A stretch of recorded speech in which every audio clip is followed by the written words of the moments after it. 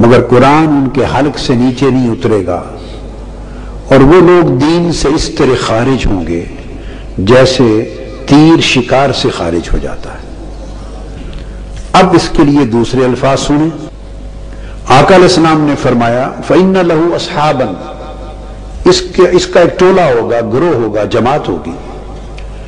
يَحْقِرُ أَحَدُكُمْ صَلَاتَهُ مَعَ صَلَاتِهِ وَصِيَامَهُ مَعَ صِيَامِهِ يَمْرُقُونَ مِنَ الدِّينِ كَمَا يَمْرُقُ السَّهْمُ مِنَ الرَّمِيَّةِ، وہ لوگ اتنی نمازیں پڑھیں گے کہ تم اپنی نمازوں کو ان کی نمازوں کے مقابلے میں حقیر جانو گے، وہ لوگ اتنے روزے رکھیں گے کہ تم اپنے روزے ان کے روزوں کے مقابلے میں کم تر جانو گے۔ یہ کلمات بھی متفق علیہ حدیث میں ہیں۔ اب تیسری روایت میں فرمایا آقا علیہ السلام نے یخرج قوم من امتی یقرؤون القرآن لیس قراءتکم الى قراءتہم بشیء ولا صلاتکم الى صلاتہم بشیء ولا صیامکم الى صیامہم بشیء۔ اس کی نسل سے ایک ایسی قوم پیدا ہوگی، میری امت میں سے نکلیں گے ایسے لوگ، فرمایا کہ تمہاری نمازیں ان کی نمازوں کے مقابلے میں کوئی شے ہی نہیں ہوگی، تمہاری قرات قرآن مجید کی تلاوت ان کی تلاوت کے مقابلے میں کچھ نہیں ہوگی، تمہارے روزے ان کے روزوں کے مقابلے میں کچھ نہیں ہوں گے۔ اور پھر وہی فرمایا ان ساری عبادتوں کے باوجود، صرف عبادت نہیں، کثرت عبادت، اور کثرت عبادت بھی صرف نہیں، اتنی کثرت عبادت کی کہ آقا علیہ السلام صحابہ کرام سے کہہ رہے ہیں کہ عدداً تمہاری عبادتیں بھی ان سے کم دکھائی دے گی۔ ان کو بھی فرمایا کہ دین سے خارج ہو گئے۔ یہ مسلم شریف کے الفاظ ہیں۔ اب ایک طرف اس حدیث کو سامنے رکھ لیں کہ ایک طرف کچھ لوگ ہیں ان کے پاس عبادت، نماز، روزہ، حج، زکوٰۃ، تلاوت، قرات، تبلیغ، ظاہری اعمال کی اتنی کثرت ہے کہ صحابہ کرام کی کثرت عبادت بھی ان کا مقابلہ ظاہراً عدد میں نہیں کر سکتی، کمیت میں، ناپ تول میں نہیں کر سکتی۔ تو ایک طرف یہ عبادت کیا ہے؟ یہ تعلیمات کی پیروی کا، اعمال کی پیروی کا حصہ ہے۔ تو یہ ایک تعلق ہے حضور علیہ السلام کی ذات کے ساتھ، ایسی عبادتیں رکھنے والے ایک تعلق کے دعویٰ دار ہے نا، کہ ہم حضور نے فرمایا نماز پڑھو، اتنی نمازیں پڑھتے ہیں، اتنے روزے ہیں، اتنی تلاوت ہے، اتنی زکوٰۃ ہے، اتنی عبادت ہے، اتنے احکام کی پیروی ہے، تو یہ ایک دعویٰ ہے حضور سے تعلق کا اور ثبوت ہے۔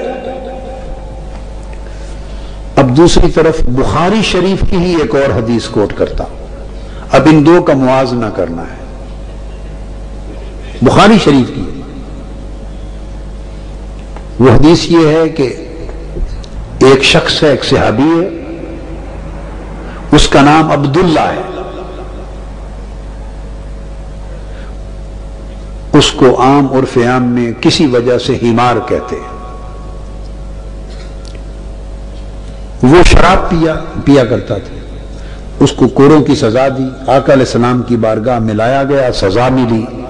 اس نے پھر حد توڑی، شراب پی، پھر سزا دی، پھر گناہ کبیرہ کیا، شراب پی، پھر سزا دی۔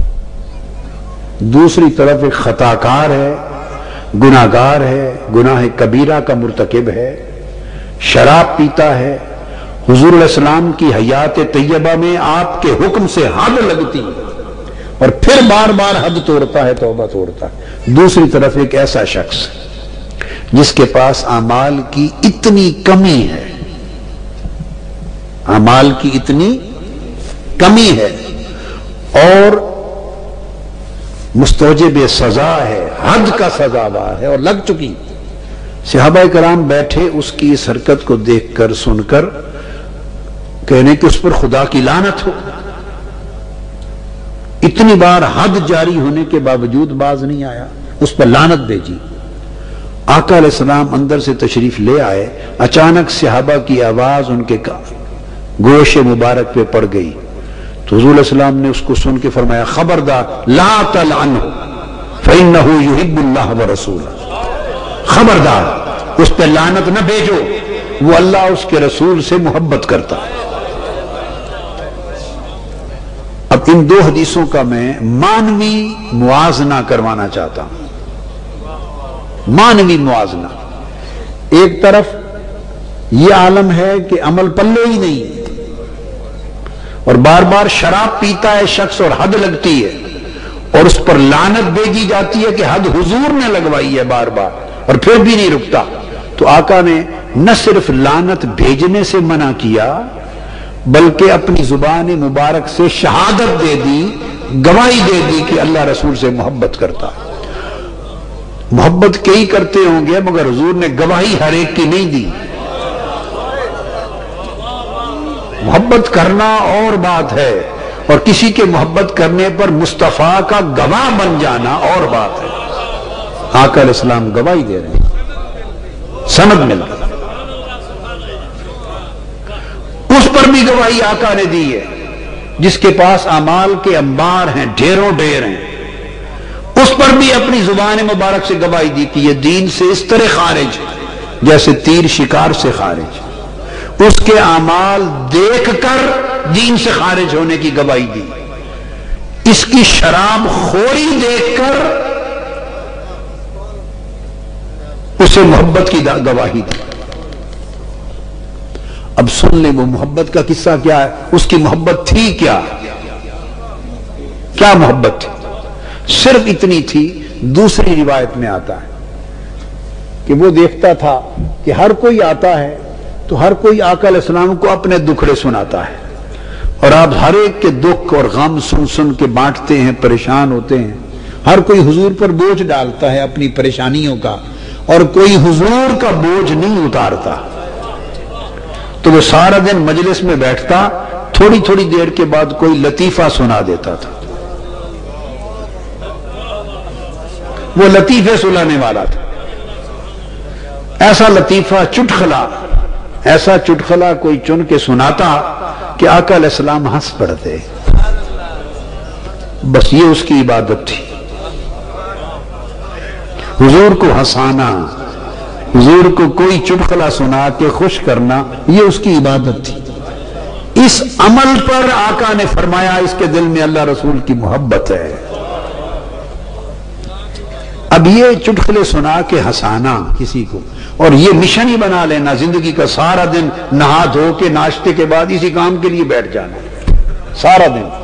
یہ کون کر سکتا ہے؟ یہ بات توجہ طلب ہے، یہ صرف وہی شخص سوچتا ہے جس کو کسی سے محبت ہو۔ اوروں کو جہاد سے غرض ہے، کسی کو نماز سے غرض ہے، کسی کو تبلیغ سے غرض ہے، کسی کو سفیروں سے غرض ہے، کون آیا کون گیا، اسلام پر کیا بیتا کیا نہیں، کدھر مشکلات ہیں، کیا کرنا ہے، امت کے مسائل، ہر کسی کو ان معاملات سے غرض ہے،